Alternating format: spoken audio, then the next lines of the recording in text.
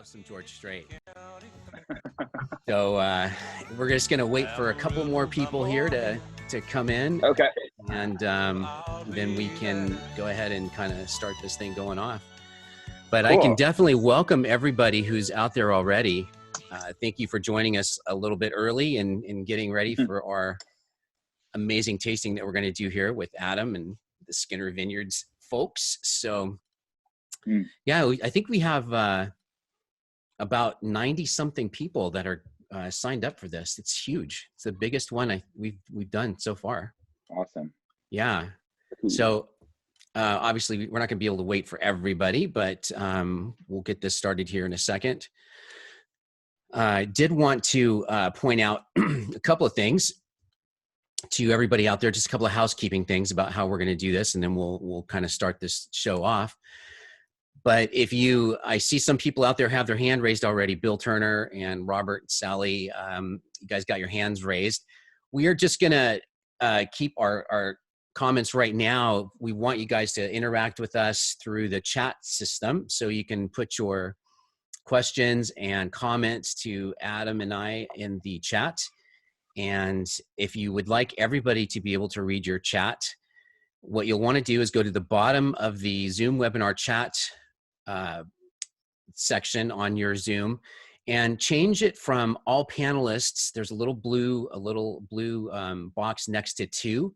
Change that from all panelists to all panelists and attendees, and then everybody can see what you're commenting on and what you're saying, and we can kind of make it a big community.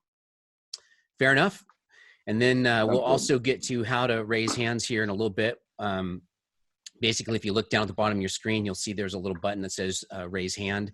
And that's a good way to say hi. Adam's sitting here. If you guys want to raise your hand, so I know you guys all know how to raise your hands, you can do that if you wish.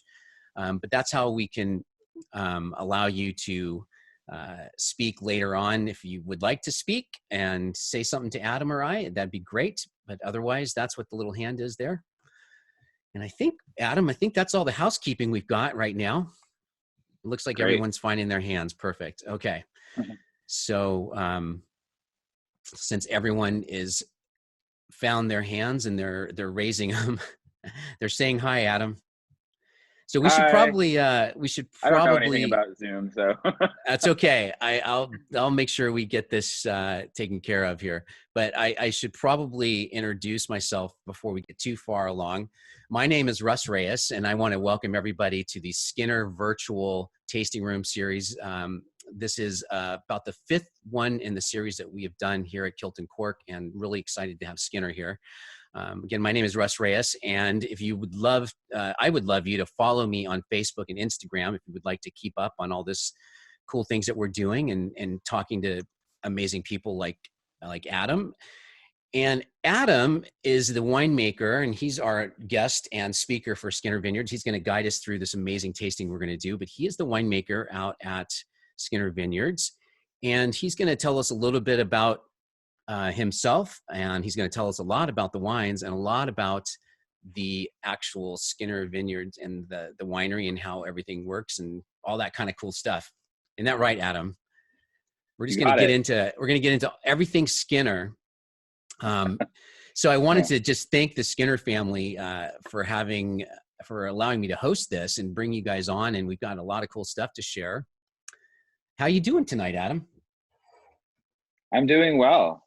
So I should warn everybody. I was planning to do this from my living room, but I came up to Oregon to pick up my kids. They live half-time up here, and just a couple of little bumps in the road led to us staying here. So we went out, found a very cool hotel room on the coast, and so I'm actually looking at the beach right now in this very 1990s looking condo. And I've got these really awesome wine glasses. They're like goblets. I see that.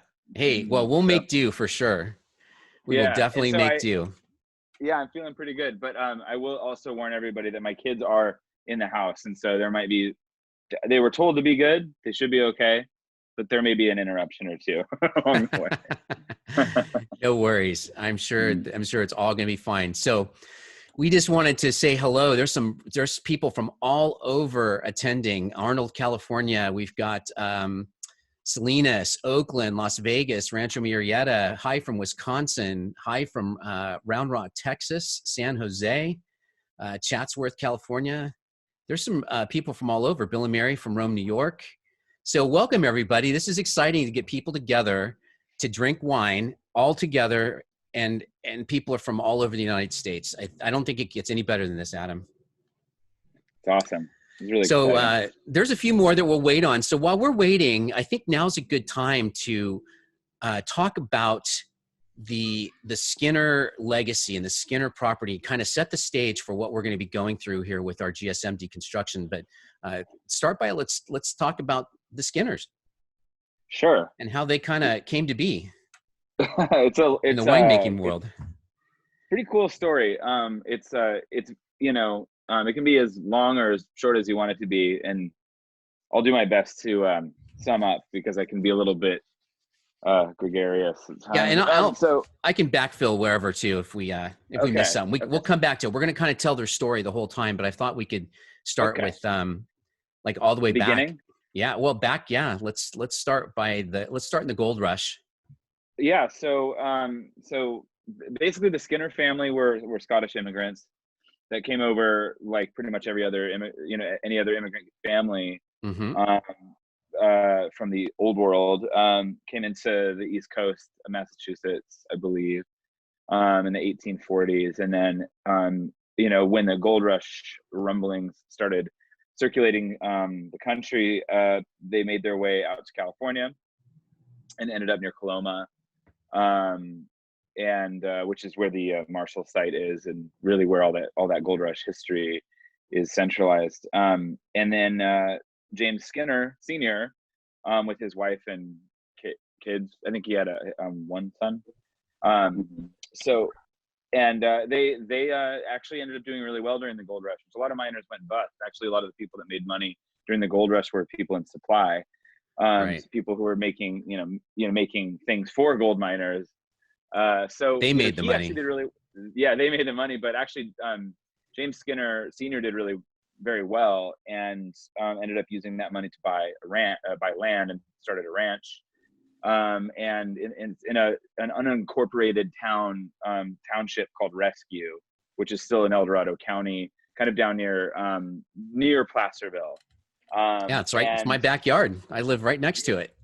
See, there you go. It's like right near Cameron Park. Right near Cameron Park. It's really a cool spot, and it's there's a lot of history there, even though it doesn't look like there is. Just looking at it, but it's actually a pretty amazing place. So then he later ended up using that, his location of his ranch for grape growing and wine production.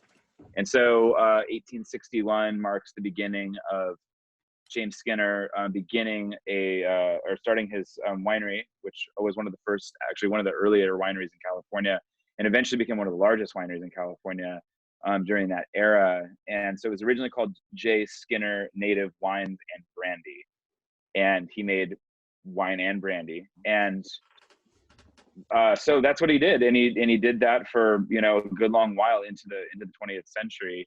The history gets a little bit murky around around World War I, and of course eventually Prohibition.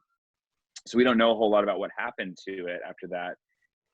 So interestingly enough, fast forward to 2006, when the Skinners were able to discover they had this legacy behind them. It was actually Kevin and Kathy, Mike and Carrie's eldest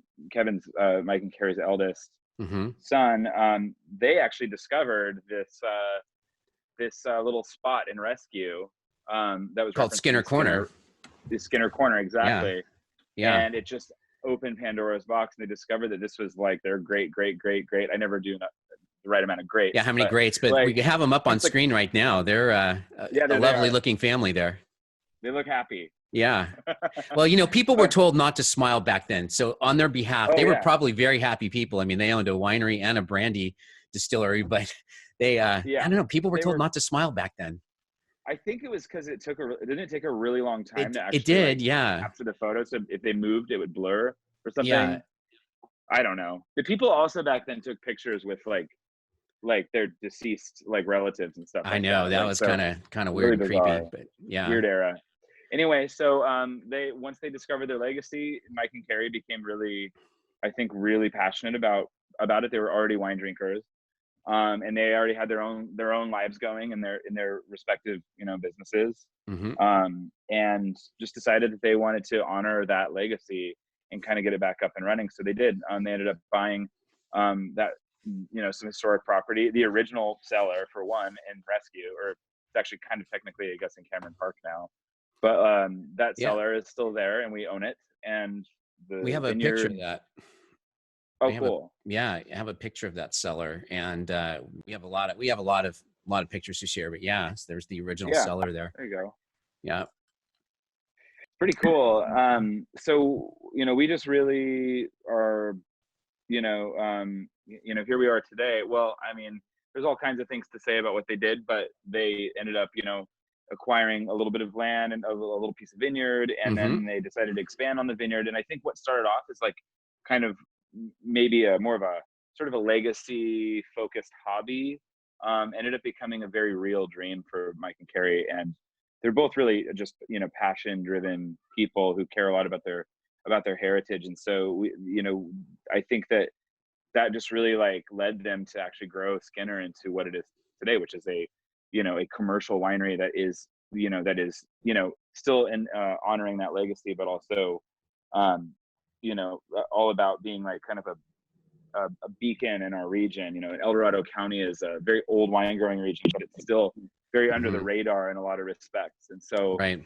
I think our collective goal is really to see Skinner wines be, or Skinner Vineyards be a producer of some of the most excellent wines Right. um, Well, they're already in excellent, and California. Yeah, that's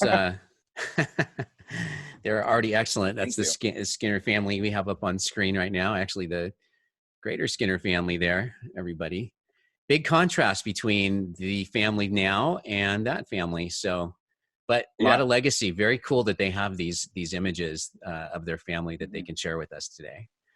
So, Adam, we've got a GSM tasting today, but not all together. It's deconstructed. Can you give Mhm. us a little bit of background? Because we're going to, and also let's get everyone, the wine should be open, correct? At this point, everyone should have their wines open. Yeah. Um, and are we going to, which one are we going to start with? I think we should do it actually, we say GSM, but we should taste it GMS. So start with your Okay. Grenache, put the Mourvedre in second, and finish with that Syrah. Just the Syrah is a lot richer than the other two varieties. And so, Okay. So if you guys are out there and you happen to have your wines open, go ahead and get the Grenache out and ready to go. Probably pour it in your glass. So Adam, as far as the GSM deconstructed, there might be some people out there that are not familiar with just what GSM is. If you could just give us a real quick, what is a GSM and why are we yeah. deconstructing it? GSM is kind of a new world coined phrase that is really just is kind of our version of what in the old world we know as Chateauneuf du Pape. So, hey son, can you please be quiet? Thank you. He's 4. So That's okay. Hey, we're all sheltering in place and we all have our families around. So my teenagers are bound and gagged in the room so we don't have to listen to them. So it's okay. So anyway, so Chateauneuf du Pape is the Southern Rhone region of France. That's a region that has like a lot of history. That was a region that was like basically built up by the Romans to be to have like all kinds of wines that were kind of more like along the style of wines that they were into. So we're talking like kind of richer, deeper, bigger styles. And Sure. so there's a whole bunch of history there, but the region is planted up as field blends more or less. At the time, people weren't really making wines to be standalone varietal expressions, but rather just like you'd have your plot of land, you pick it, you make wine out of it. That's it, you know? And so the idea of blending, or even just a field blend, is really quite, you know, was quite, you know, normal of the day in that day. Now in our Mm-hmm. era, we're, you know, especially in American wines, or in New World wines in general, we're really into varietals. And Right. that's just the way it's part of that is, I think, due to our labeling laws. It's just the way that we're taught to read a wine label. Like, that's what informs us what's in the bottle. And that's what makes us go like, oh, Grenache is this, Mourvedre is this, blah, blah, blah. So that led us to, I think, eventually, when somebody wanted to make a Southern Rhone style blend, to just call it a GSM, Grenache, Syrah, Mourvedre, which Right. means that those are the three varietals that are dominating in that blend. Now, Skinner is mostly not blends. Skinner is mostly standalone varietals, because these varietals stand alone very well. And we do make a little bit of GSM for, you know, that goes to our wine club. It's called 1861. It's a great Um, wine. Thanks. And Yeah, love that but one. what I thought would be interesting about this is like, is to basically like taste these three wines side by side and discuss them independently, but also see how, like, you can actually, when you taste them all next to each other, you can see how they relate to each other and why they're actually, these three varietals actually do have this sort of symbiotic relationship. And that goes back to the 13th century. So it's, you know, some really, really deep history with these three varieties being friends, So I say and let's working get into together. this. Let's get into the Grenache. People are they're probably already into all three of them, and that's okay if you I are. am too. Yeah. So, but we'll start with the Grenache, and we're definitely going to ask you to interact with us when you're um, smelling the Grenache, getting the, you know, looking at it, tasting it. Give us your thoughts. Uh, put your comments in there. So when we approach this one, Adam, what what are we looking for in the nose and all of that good stuff? Well, with Grenache, you know, to me, the thing I like about Grenache is its um, restraint. So it as you can tell, it's lighter in color than the other two wines. Now Grenache, no matter how you try, you can get it super duper ripe, Mm-hmm. uh, and it's still going to be pale like this, like a you know, sort of this like translucent, like, we're just, it's light. Yeah. You know, it almost looks like Pinot, like a redder version of Pinot Noir. It looks And beautiful in your glass, by the way, with the backlight. Yeah. oh yeah, No. like Yeah. this That's cool cool. Yeah. goblet. Yeah, Mm-hmm. these are very difficult to drink out of. So, but you know, I'm just glad I have wine glasses. So, um, Grenache. So Grenache is, you know, it's light on its feet. To me, what I'm looking for in a Grenache are aromatics that are savory herbs and very fresh berry, Mm-hmm. kind of berry flavors. And, you know, and just, you know, I like it to be fresh and fruity, but um, I like when Grenache has lower alcohol and very subtle tannins, and not, you know, and I don't want it to be, um, I don't want it to be sweet or high in alcohol, or like, or just overwrought. So those are the things I look for in Grenache. And what's cool is, in the El Dorado region, especially on our, you know, in our estate properties, which are very high elevation, we were able to make those kinds of Grenaches, where you won't see those in a region like Paso Robles or Eastern Washington, where their Grenaches get extremely ripe and very like raisiny and jammy. Mm-hmm. And so we're really fortunate. I think we can make a Grenache that is really unique, because there's not a lot of regions that can grow Grenache that actually is this balanced. So this Grenache is a great example. The 2017 El Dorado is very, you know, the 17 vintage was very cool Mm-hmm. in our region, so kind of a cooler climate vintage. So we ended up with something that's like lowish in alcohol, and very lean and very you know, very fresh and pretty. So, and those are the things I get on this wine are, you know, aromatics of, you know, sage and, you know, like ripe Right. strawberries, and on the palate, just extremely, you know,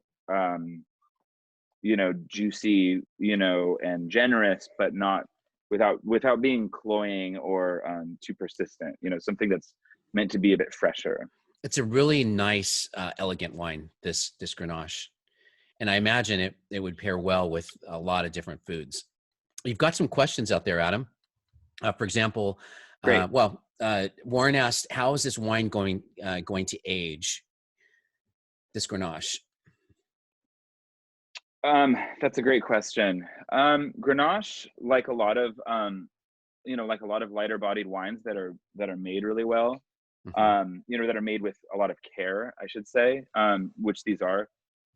They age a surprisingly long amount of time. Again, I'm going to reference Pinot Noir, but Pinot has sort of a reputation for being light-bodied or whatever, but Pinot Noir is one of those wines that ages better than most wines in the world, and I think a lot of it has to do with it because it's more delicate. It's made more delicately, and it can take it wears acidity better, and it doesn't get as high in alcohol, and you don't have to lay a bunch of oak on top of it to balance it out or soften the wine, because it's not a hard wine. And Grenache is the same way. Grenache isn't spiky and edgy. It's very soft. It's very pretty, lean, and fresh. And those wines tend to be wines that you don't have to manipulate in order for them to taste smooth and for them to be enjoyable, which is right. First and foremost my goal. So that's a long way to answer your question, is that this will probably age, this is a 2017, I say, on something like this, I'd feel safe laying it down for up to 10 years in proper cellar conditions. And I think that it could surprise us and go for a lot longer. But I think it's drinking well right now, although I just bottled this wine, less than 2 years ago. So it's not really like it's been sitting around too long. Well, it's delicious, and you're getting some great comments. Nice ruby color out there. Cool. By the way, Jim Berg said that if you were married in the 70s, everybody had glass set like that. I agree. Oh, yeah, I've seen those all over. You know what? They're growing on me, to be honest. Yeah, I think you're going to have to buy some. Get them off eBay. James asked what you would pair with this. This would pair with a lot of different things, I think. I really like, a lot of people, believe that wines from a certain region pair with a certain kind of food. So a certain kind of food from that region, I should say. Right. So, if you're drinking Rhones, you should eat Rhone. I'm not I don't disagree with that, because, cuisine really and wine are very, very hand in hand.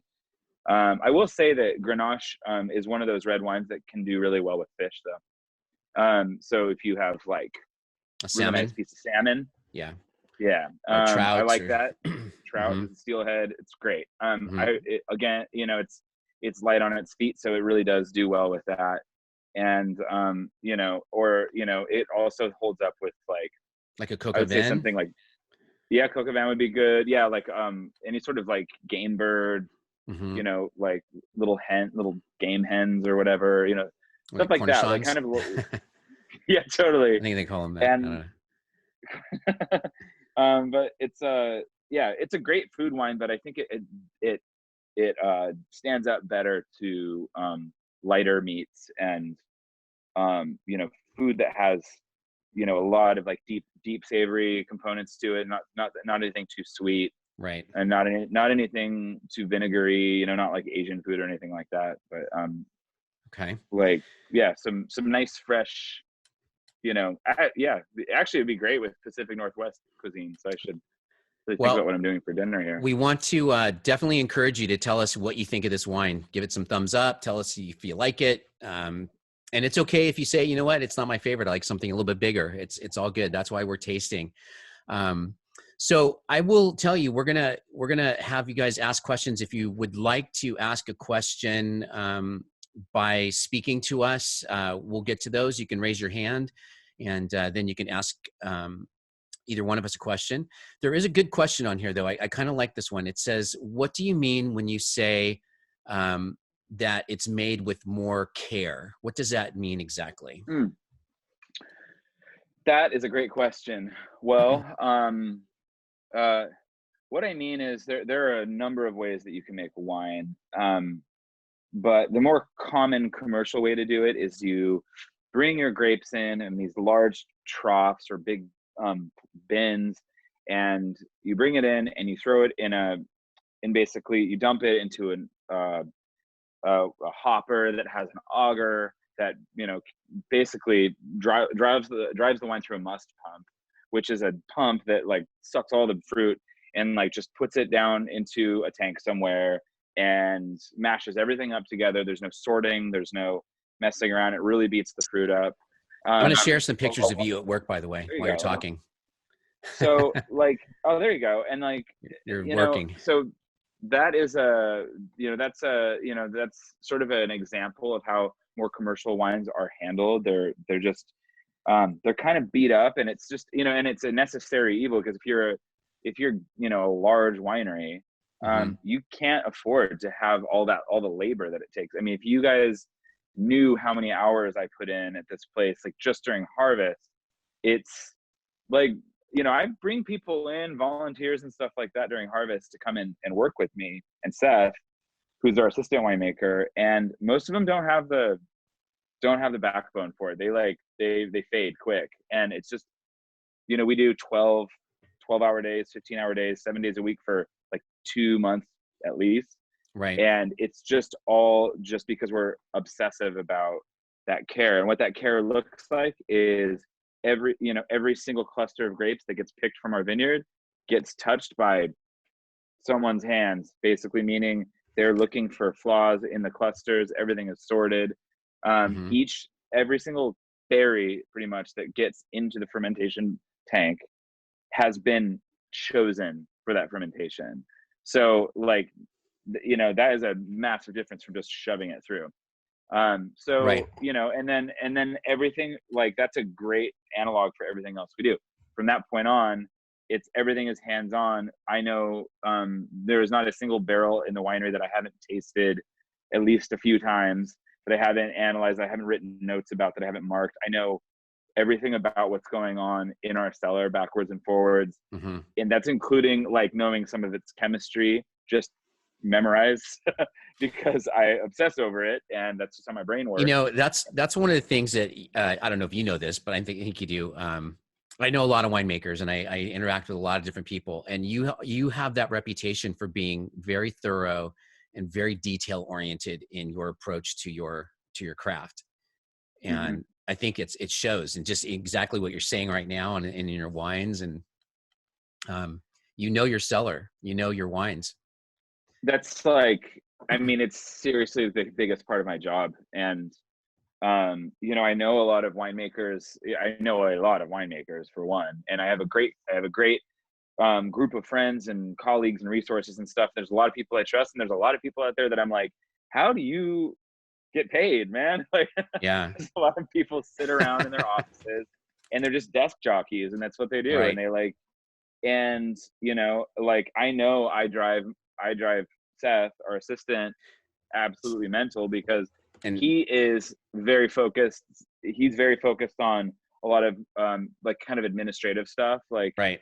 And then he's also just like really does a lot of like really maintains our cellar, like keeps things sort of organized and all that, and I'll just pull him off of a project like in an instant. Everyone going. And oh yeah, totally. Well, like, no, someone actually asked you, who do you work closely with? And I know you work closely with Seth. I'm not sure. I think we might have an image of him. We'll talk about him in a second. But we want to get you going on the Mourvedre. So get your Mourvedre out, or Mourvedre, or I like to call it Mataro because I like that word better.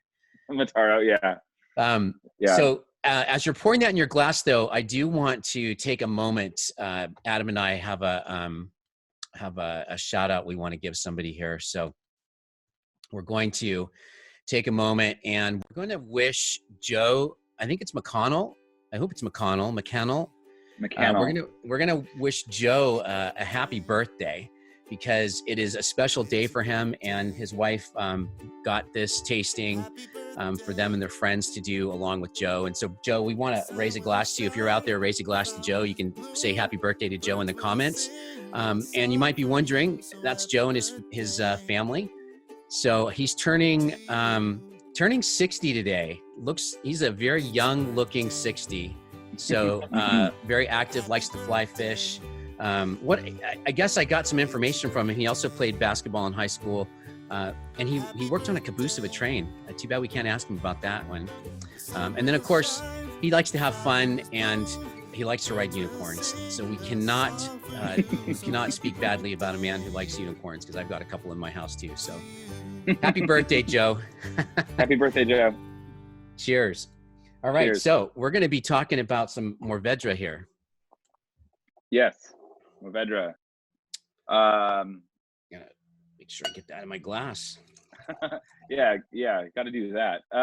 Well, okay. Mourvedre. So nobody ever knows how to say this word, for one. But it's always been a tough sell for a long time for Americans. Really, I do think it has a lot to do with the word itself, but it's also got a reputation for being really austere. And even in this wine, you can probably pick that up. It's where the Grenache is very fruit forward, and it has these very kind of obvious savory herbs, and it's very light on its feet. The Mourvedre smells a little bit different. It's tends to descriptors of Mourvedre tend to be in the realm of sweaty or barnyard, or horse blanket is a word that people use to describe it.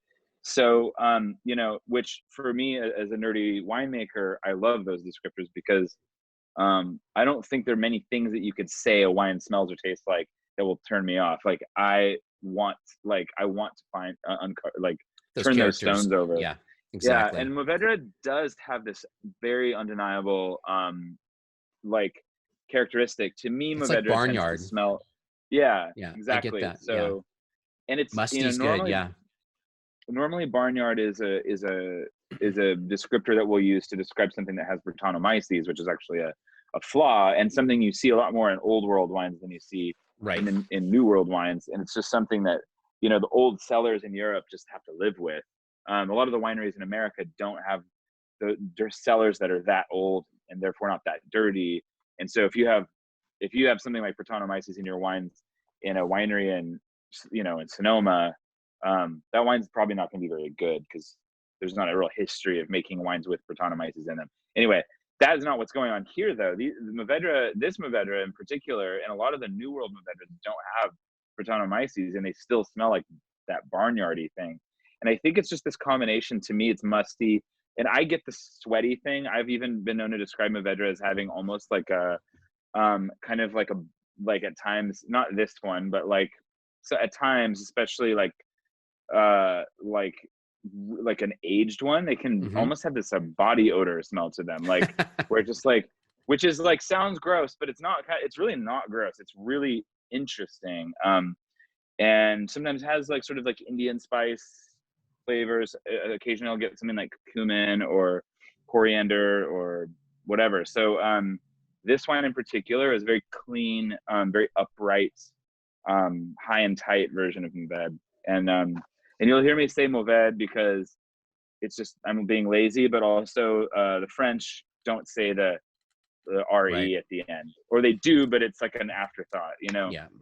How French people talk. So Mourvedre. it's Mourvedre. So and Russ said Mataro, referencing the kind of the Spanish iteration of it.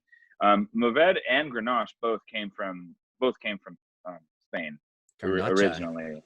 Garnacha, and the original material that came from Spain and made its way over to France, very, very different from what we got from France.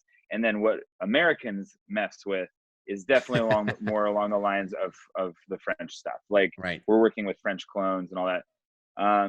But Mataro tends to be a lot deeper and chunkier and bigger, and it's weird because it is the same varietal, but it's just different. So ours is definitely more of a reference to the French style. So I have a question. We have a question from John and Deborah. They put something in the Q&A, so we're going to go ahead and answer that live. It's, do you consider this wine to be low in tannin? Yes. Yeah, I would agree with you. Yeah, Rhone varietals, with the exception of Syrah, Rhone varietals tend to be low in tannin. They tend to have very plump berries and thin skins, much like Zinfandel. And so if you look at the berries, you'll see, kind of larger berries,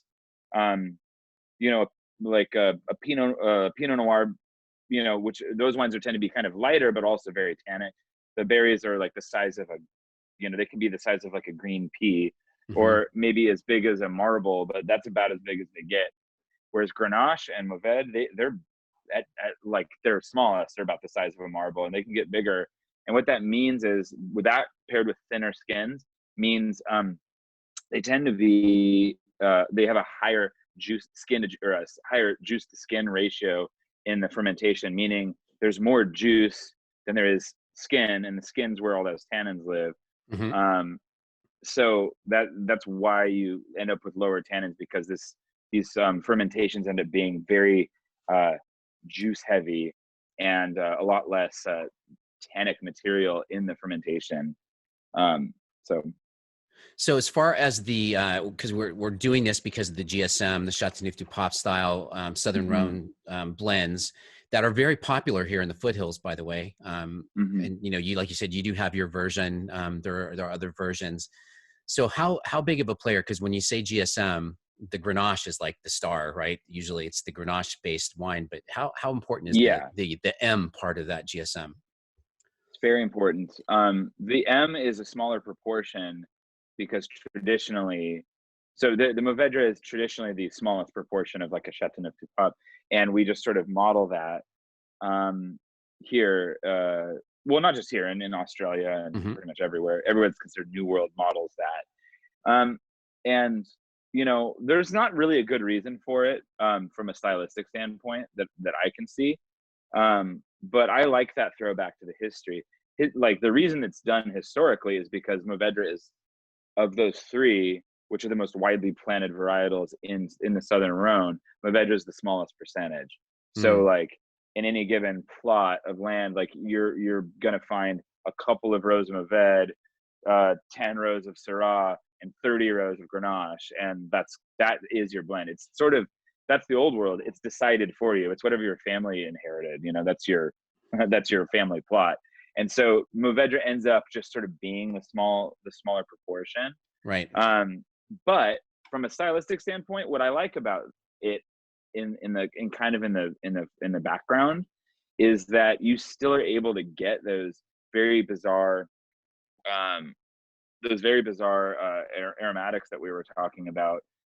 Off in the background, they really do lend a lot of just complexity, I think, to the Grenache is, I don't want to say Grenache is not complex, but it's a simpler beast than Syrah and Mourvedre. And when you have a very Grenache dominant blend, and Syrah can be very overpowering, so you don't want to overdo it with Syrah. You need that Mourvedre in there to kind of temper everything. And it's I don't know, in the cellar, I call the Mourvedre the salt and pepper of the blend. I remember you saying that before.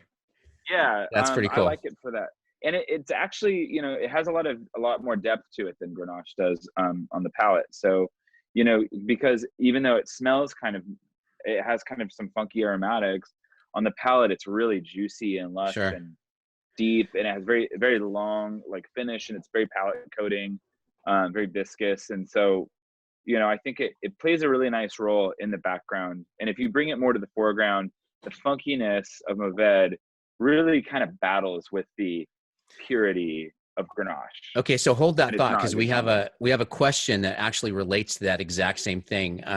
But very quickly, Warren asked, "Is there a cookbook or recipes? Do you guys have recipes online on your website?"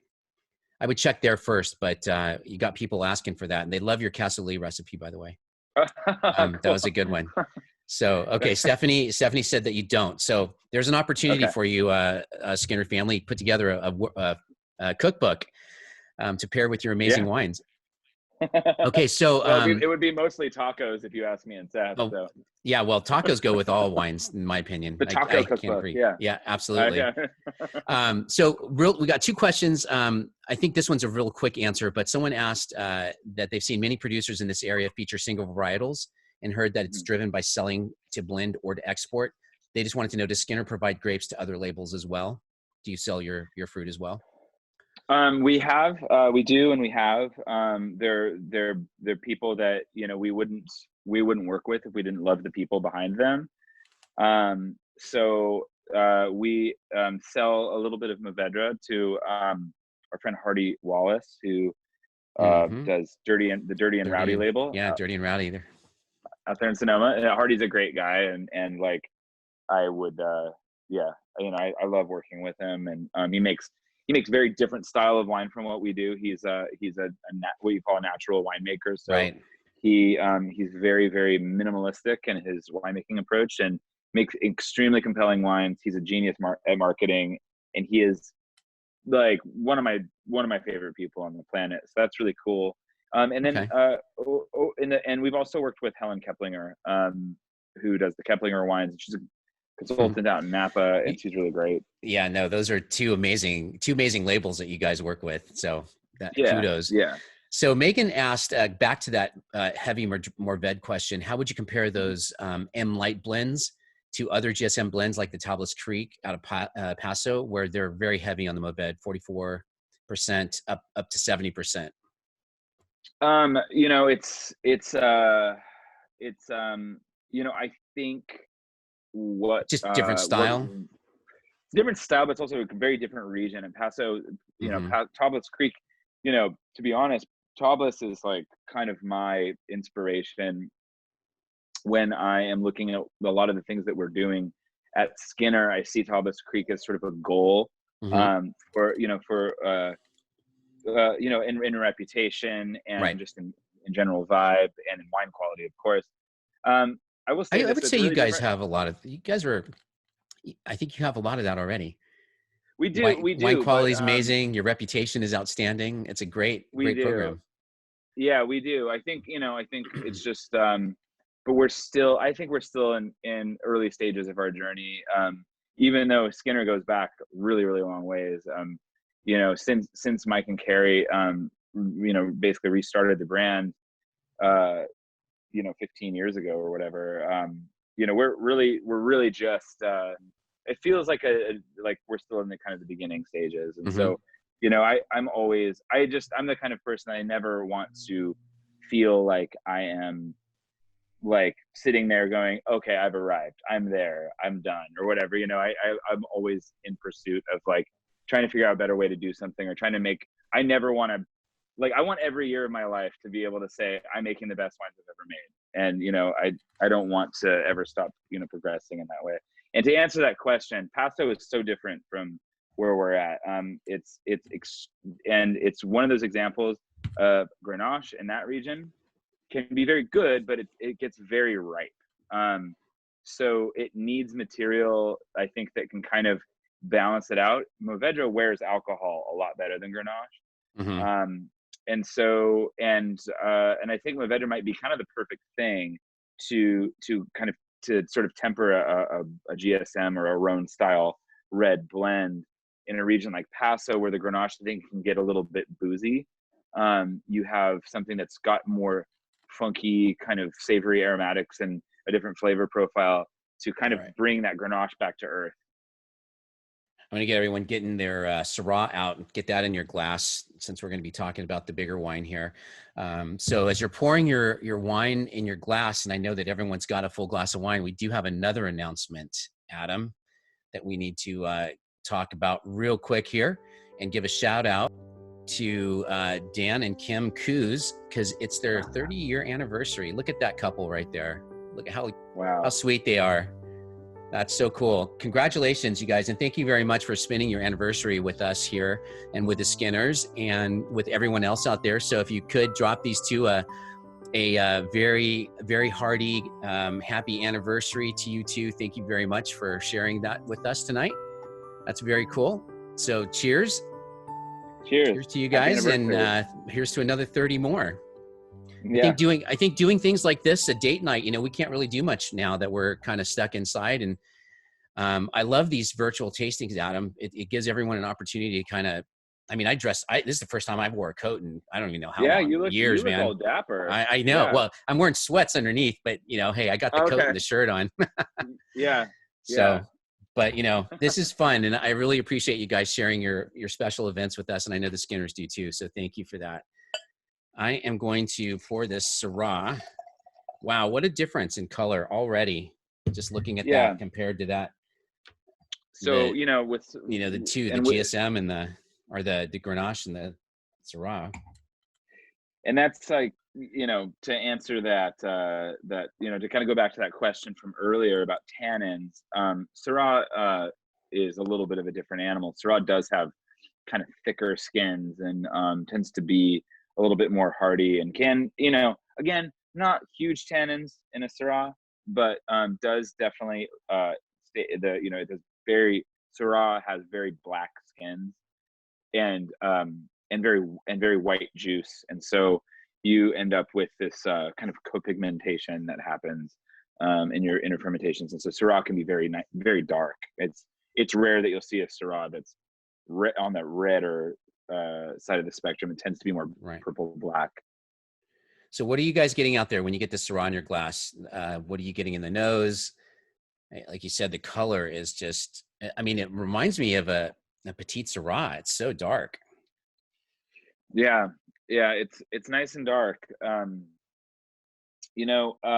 Syrah in El Dorado County absolutely, blows my mind. I'm a big Syrah drinker, and I love Northern Rhone wines like as much as I love Burgundy. And not only that, but in the New World, some of my favorite wines, around are North American and Australian Syrahs. And I can't get enough of them. I've made them my entire winemaking career. Even though I spent most of my career in Oregon, there's a lot of Syrah growing in Oregon. So I've been making Syrah since day one, and sort of obsessed with it as this strange counterpart to Pinot, which was my livelihood up until I came to Skinner. And so I love Syrah so much, and I wasn't sure about how I felt about El Dorado County Syrah when I first arrived. I just didn't know. I didn't know. It's taken me a couple of years to really settle into what it can be, what it is, and where we can take it. But I can't get enough of it now. And we make a fair bit of it. If you came through our cellar and tasted with us, just to do an academic Syrah tasting with us in the cellar, we would probably taste 15 or 16 different wines from different blocks of different vineyards and different fermentation lots and all that stuff. Maybe more, maybe 20. And they're all undeniably Syrah, but they're also so different from each other. And they're all from the same county. It sounds like you have an opportunity to do a Syrah vertical. I would all the different Syrahs you have. Yeah. Well, I'm looking forward to doing that, maybe in a few years. I think we've got a pretty distinctive style established now since I've been there, and I really want to do it. And interestingly enough, back in the early days when Skinner first restarted back in the mid 2000s, their first foray into this business was with Syrah. And so those early Skinner Syrahs are absolutely delicious, and they are still they're still banging wines. I've had one as recently as probably the last 7 or 8 months, and it's still fantastic. Syrah is one of those wines you can age. Yeah. No kidding. 2006. Yeah. Wow. So we're talking wines with some serious age on them, and they rule. And there are other producers in our neighborhood, that have wines that date back to those early 2000s, mid 2000s vintages. And sure, Syrah in El Dorado County ages extremely well. It just has a lot of backbone. It doesn't get overripe. You want to pick Syrah when it. Well, I'll say this: there's a visual element to picking Syrah that you don't see with other varieties. When you're out there harvesting, when you are deciding when to harvest, Syrah actually gives you visual indicators that let you know when it's time to pick it. which is not true for pretty much any other variety. But with Syrah, it does two things. One, it starts to dimple. The berries actually kind of start to shrivel a little, not raisin, but they just dimple up a little bit. And when they do that, it pulls the skins away from the jack, so that like the piece of stem that they're attached to, and there becomes this little separation. And it's like a really subtle thing, but you go out there and feel your clusters and look at them, you can see it, and the flavors are there. You pick it, and interestingly enough, the wines come in very balanced and very compelling when you do it when you actually pick with your eyes with Syrah. That's a great explanation on how you do that. And you're getting some comments as far as it is a very well-balanced wine. They're loving the smoke and the black tar, beautiful color and taste, especially well-balanced since the wine is only 4 years old, Warren says. So yeah, there's some great cool description along with what you're saying. That's really cool. And I'm interested in that black tar comment, because one of the ways that I've always kind of thought about our Syrahs since I've been at Skinner has been they don't look like it, but they are aromatically reminiscent of Nebbiolo. Like I get this like kind of Nebbiolo components to the wines, where it's this like ripe berry and black tar and tobacco thing going on. What do you mean?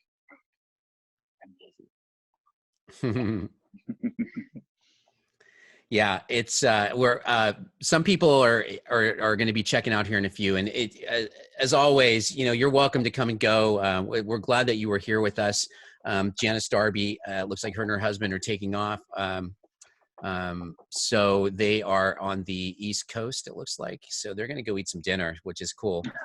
But we're going to be here for a little bit. We're going to be here for a while. So as long as you're hanging out with us, we're going to be here talking to you about these wines and talking about why we deconstructed a GSM tonight. And we're finally on the S part of this.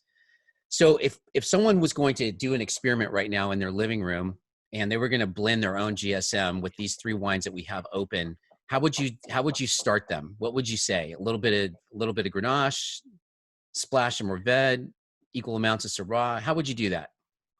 Oh, that's a great question. What I would do is, yeah, that's a really good question. Like make it easy. Well, I mean, I can tell you that my GSMs that the several I've assembled in my life have been very Grenache dominant, and they tend to be about 75 to 85% Grenache. Okay. And the other two are pretty light. And what I would do, is like get one of those Pyrex measuring cups. And, oh man, that's too much work. I just want to do it right here in my glass. Like, right in your glass? A thumb of Grenache, maybe another thumb of Syrah, and then a splash of Mourvedre. I don't know. Splash of Mourvedre. Just a splash. Hey, we have a request. We have to do an encore real quick. So as you're talking about that, we have to put this back up on screen. The unicorn? Ooh, very cool. People want to see the unicorn again. So Joe's a star. I guess this is at the San Francisco Ice Cream Museum. So people, if they want to go, I've been wanting to go to that. It'd be kind of cool. Yeah, and plus you can go see the unicorn. So I'm hoping that by now Joe is sufficiently happy with the wines that we've been drinking, and he's not really offended that we have a unicorn picture of him up on the screen. But I think it's interesting. You were saying that Joe was he was a lifeguard and he worked on a caboose. On a caboose. Yeah. My dad was a locomotive engineer. Oh wow. I know. And that like always makes me think that it's like a smaller world than. Yeah, it is. Maybe they know each other. So okay, we have some real. So I'm a huge wine nerd, and I'm glad to see there's some other nerds. Except I don't have my Pyrex beaker with me, but some people do. All right, Adam. So you got to walk them through it. They've got their beaker. They want to know what they should pour in there to make this blend. I would do so just use your 1 cup as your measurement. Okay. And then go a full 3/4 of a cup of Grenache. And then you know, I would do, you know, like just do like an eighth each of the other two and see what you get. Okay, so I think that start would there. probably be pretty good. So Start that's there. a three. So he's saying about a 3/4 of a cup. So 3/4% of Grenache, and then 1/8 of the other two, and start there. And of course, this is all subjective to your tastes. You may want to have a more heavy, you know, Syrah breakdown. You may want to have a little bit more Mourvedre. It's kind Yeah. of it's your opportunity now to blend your own GSM, which is kind of cool. I know when we made our 2018 GSM, the 1861 blend, we my blend was exactly that. It was exactly that. Yeah, it was 75% Grenache, and then the other quarter was split evenly, 12.5% each of Mourvedre and of Syrah. Nice. And that was the blend I put together. And Seth, the assistant winemaker, he's tasting it and he's just like, I don't know, man. I don't know. And I was like, what? Because he's just, I don't know. I just think that it's just needs to be just like, I don't know. I just feel like it needs a little bit more Syrah in it. Yeah. And like, and I was just like, what are you talking about? Like, you know, Oh, that's like, too funny. well, you just feel like that. Yeah, you just kind of feel it. Question me. Hey, Yeah, we just want to no. thank Tracy and Rick from Beaufort, South Carolina. They're signing off. Thank you guys so much. They said, Adam, submit more recipes. They made your cassoulet, I think, tonight, so they really enjoyed it. So, Oh, cool. Yeah. Yeah, you know what? That cassoulet recipe is awesome because it's just a poor man's version of it. Because I don't use actual duck. You gotta have the duck fat, but once you have the duck fat in the house, like you only need a little, and then you just use it, you know, later. Yeah. And use chicken instead. And you know, you don't need to use all the extra stuff that like traditional cassoulet is like. You spend $100 on meat, and this is supposed to be like a you know, a recipe for the common man. So yeah. So that That's interestingly good. enough, though, is Seth's suggestion on the 2018. We tried it and ended up putting more Syrah in it, and it ended up being he ended up toppling my my original blend. So Seth, I think we have a picture. People asked who you work with on a daily basis. Yeah, there he is. That's the team right there, guys. That is the A team. That is it. That is the A team. They do a lot of work around there, and it's too bad Seth couldn't be with us tonight. Seth is definitely Adam's. I mean, you guys are just amazing together as a team. It's cool to watch you guys talk too, hang out. Well, it works out really well because he, like, you know, when I hired him, you know, I really just could tell he was somebody who would work really hard. Yeah. And he's really smart. And I was like, okay, this guy's going to be able to, he's going to be an asset to Skinner. I liked him as a person. What I didn't expect was that he would become like my friend too. And so, and you know, I was pretty new to the region, even though I grew up in El Dorado County. Like I'd been away in Oregon for most of my adult life. And so coming back, I had no friends and no nothing. And so all of a sudden, not only did I have this like amazing person working with me to kind of help, and somebody to also to sort of, you know, mentor a little bit, because, you know, he's very educated, but he's also very new to the wine industry. So, you know, I had an opportunity to like help somebody learn and like help him build his confidence. And it's just such a great relationship because he and I have different strengths. And Seth's, you know, like he's a quiet man. He just like hangs back and does his thing. And I never shut up. And so that's the difference. Ooh, that's cool. What is that? So we're getting Adam, just some feedback really quick. We're getting a lot of people out there that have done some blends, and they are really enjoying it. Phil did a 50, 25, 25 Grenache Syrah Mourvedre. We've got another GSM that Warren did out there. They said they love it. It tastes a little bit different. And again, some people are leaving. And we just want to thank you guys if you take off. Thank you for hanging out with us tonight.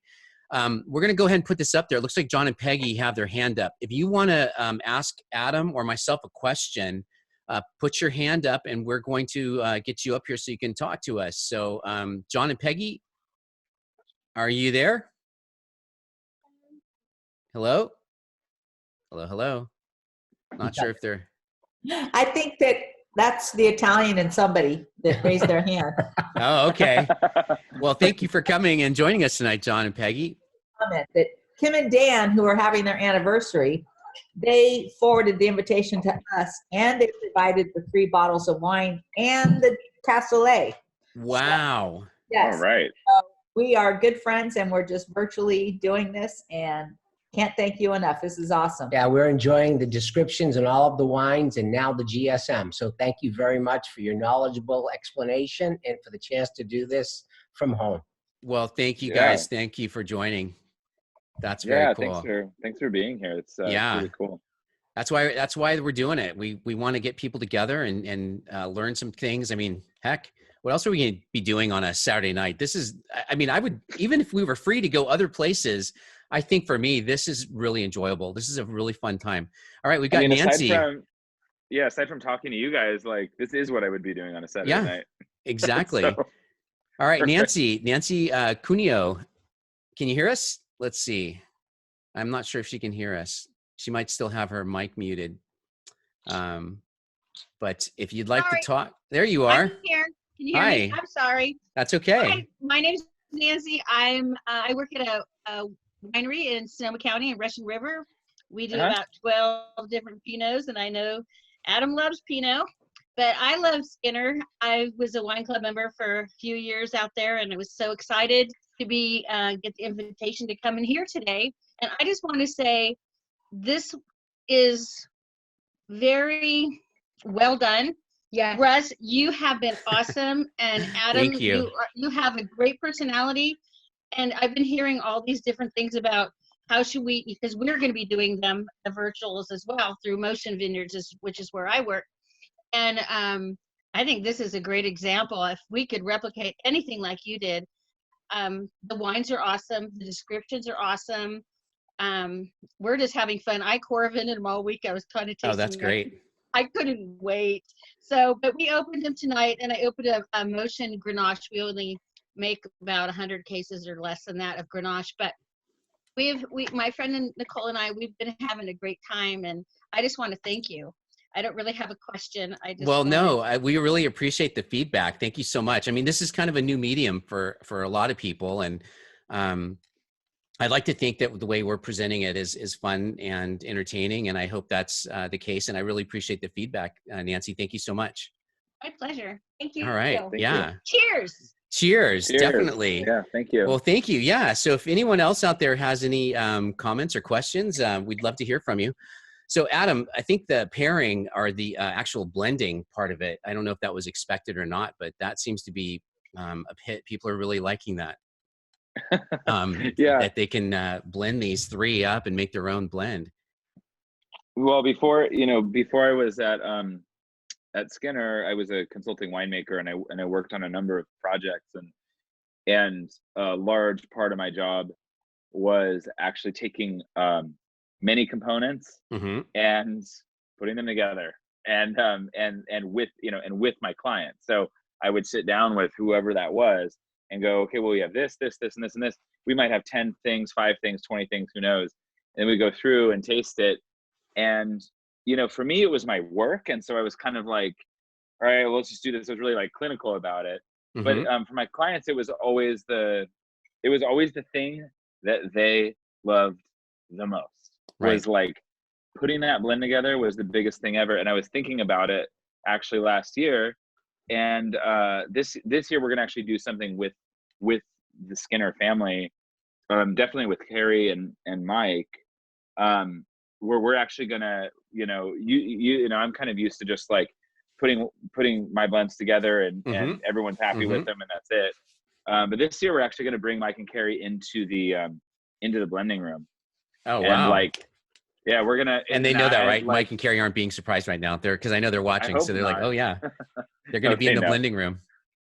Yeah, we're gonna kind of like, not assemble the wines by committee, like, that's still my job. But I think I thought it would just be really, I wanted to see that, like, that excitement and passion that Mike and Carrie already have for their brand and for their legacy and all that other kind of stuff. Like, I kind of wanted to see it in the blending room, which for me is I'm so used to it, it's a slog. So like, to me, this is really an exciting, and it's going to be an exciting way to approach it. And so the 2019 Skinner wines are actually really going to be influenced by the Skinner namesake. That's cool. So listen, just I'm really excited. quick for the Skinners, because some exciting things have happened here recently with them, and I just want to. I would feel bad if we didn't touch on it because it's so cool.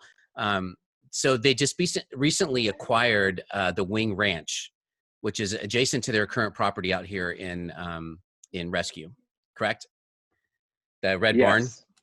Yes, And that's the Wing Ranch. I've driven past this thing so many times. I can't tell you how many times, because I literally live not even a mile and a half from this place. But so they just Isn't it recently, beautiful? it's beautiful. They just got this property.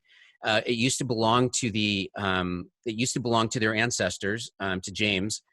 And I think one of the cool stories about this whole process of buying this ranch is the fact that when they were going through this barn, they found a picture of George Skinner, an ancestor of theirs, who it was a wedding picture.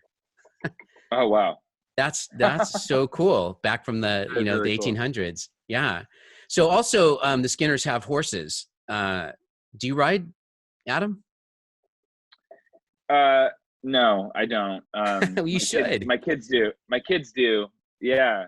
Like, no, I don't ride, but yeah, I've got my kids doing it now. So yeah, it's riding's it's very cool, and these horses are beautiful. Apparently, They're the gorgeous. story is that the horses actually are boarded just down the street from the ranch, from where the Skinners live, because they're up and down California. They've got a home in Southern California as well. So when they're up here, the horses get to come over and have a sleepover. They get to Right. sleep over at the Skinner property, and then when they leave, they go back to their boarding, which is just down the street, which I think that is so cool. I just had to share that. They have a lot of grandbabies, so they really get into those horses. Yeah, they do. Well, listen, we really enjoyed this. I know we've gone a little bit longer than an hour here, but it's hard not to when you have such great conversation and a great program, and like the Skinners have, and of course having Adam. I love talking to Adam. We could do this like for hours.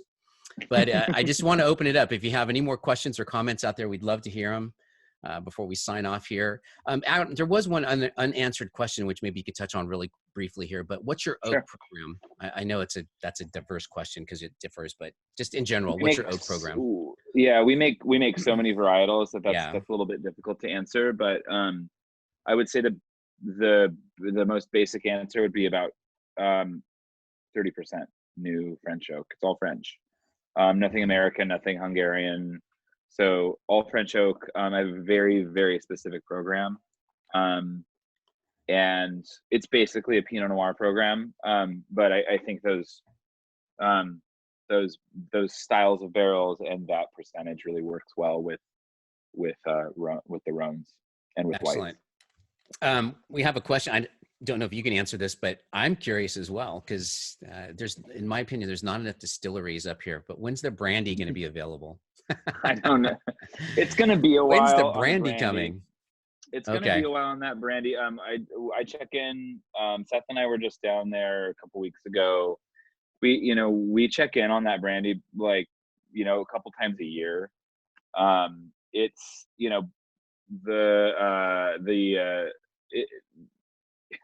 it's a long process. It's a long to make process. A good brandy. Yeah. And we want to make a nice blended brandy, so it's going to be probably like unless someone tells us otherwise, in my opinion, I think we're probably another 3 years away from having a sellable brandy. Very cool. It is, I will say this, it is delicious, and it's made with Skinner wines. So it's basically hard press, mostly white grapes. The last barrel that we distilled was 2018 Viognier, and it's really fabulous. And even the distiller Sam, he's awesome. He even said that it was one of the more interesting brandies he's ever made was with that Viognier from our property. So it's pretty cool. Okay. Yeah, we're probably 2 years out.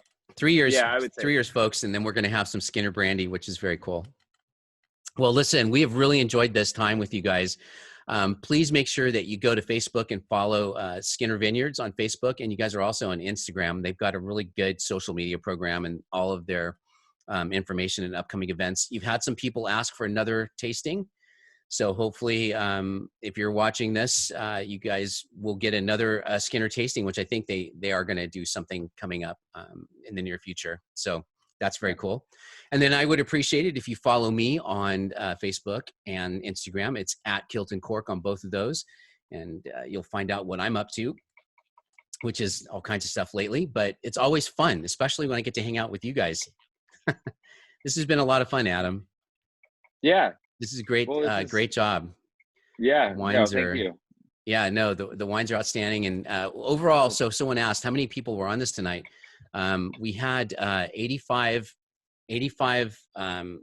people tuning in, but you got to figure at each place there's at least 2, maybe 4 people at each place. So that's pretty cool that we got to talk and see so many people tonight. I love that. Me too. It's great. Well, listen, thank you very much, everybody, for attending tonight. Of course, you can send an email to Adam or the Skinners. Yeah, just go to their website, Skinner Vineyards, and if you have any questions or suggestions, or to even look for another tasting that they're going to be doing. But I got to get a glass here so I can sign off with something in my glass and say cheers to everybody who showed up. Adam's got to pour something. Thank you guys very much for all the comments and all the love that you're showing us out there in the comments section. We really appreciate that. And hopefully we'll see you back here and do this again. This has been a lot of fun, Adam. Thank you, Russ. You make some delicious wines, and I speak for everybody out there, I'm sure. So everyone be safe, stay inside, stay with your loved ones, trying to be safe out there. And we'll hopefully see you again at another one of these tastings. So cheers and have a great weekend, folks. Thanks, Adam. Cheers. Thank you.